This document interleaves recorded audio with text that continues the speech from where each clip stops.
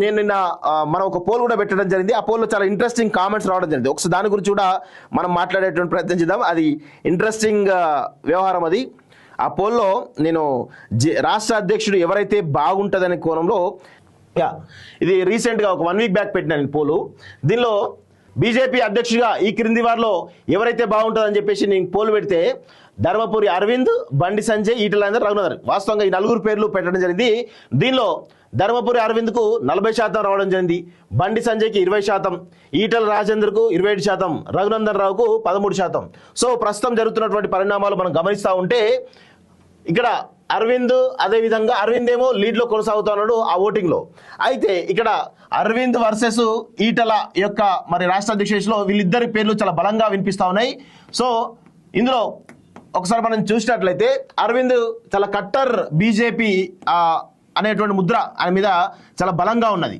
అంటే హిందుత్వ ఎజెండాను ముందుకు తీసుకెళ్లగలిగేటువంటి నాయకుడిగా ఈయనకు ఒక అగ్రెసివ్గా పోగలడు అనేటువంటి దాంట్లో ఈయన పైన కొంత చర్చ బలంగా జరుగుతుంది. సో ఎవరైతే బీజేపీలో ఉన్నటువంటి ఈ ఐడియాలజీ బేస్డ్గా, హిందుత్వ ఐడియాలజీ బేస్డ్గా ఎవరైతే నాయకులు ఉంటారో వాళ్ళందరూ కూడా అరవింద్కి ఇస్తే బాగానే ఉంటుంది, ముందు తీసుకెళ్ళిపోతారని చెప్పేసి అంటా ఉన్నారు. అయితే ఇంకొక వైపు ఈటల వైపు కూడా ఎవరైతే భారతీయ జనతా పార్టీలో సామాజిక సమీకరణ నేపథ్యంలో ఉండాలనుకున్నటువంటి నాయకులు ఎవరుతున్నారో కొంత ఈటలకు సపోర్ట్ చేస్తున్నట్టు తెలుస్తూ ఉంది. ఎవరు సామాజిక కోణంలో చూసిన వాళ్ళు, అంటే ఇటు బీసీలు కానీ ఎస్సీ ఎస్టీలను కదిలించే నాయకులు ఎవరైనా ఉన్నారు అంటే దానిలో భాగంగా ఈటలను సపోర్ట్ చేస్తున్నట్టు తెలుస్తూ ఉంది. సో వీళ్ళిద్దరి పేర్లు ఢిల్లీలో చాలా పరిశీలనలు కనబడతా ఉన్నాయి.